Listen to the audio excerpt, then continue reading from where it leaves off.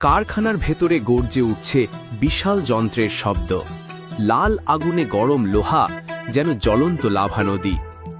একজন কর্মী সাবধানে ধরে রাখছে সেই উত্তপ্ত ধাতু।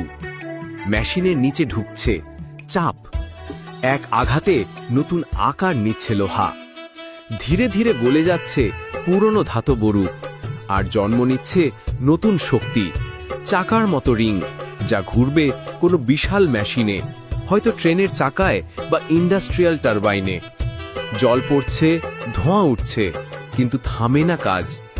কারখানার প্রতিটি মানুষই যেন আগুনের সাথে যুদ্ধ করছে। শ্রম, ঘাম আর আগুনের মিশ্রণে তৈরি হচ্ছে ইস্পাতের জীবন। শেষে ঠান্ডা হয়ে নীলচে রঙে পরিণত হয় প্রতিটি রিং। একটি গল্প শেষ হয়, আরেকটি শুরু হয়। এইভাবেই গড়ে ওঠে লোহার আগুনে জন্ম, বোল্ট ফায়ার।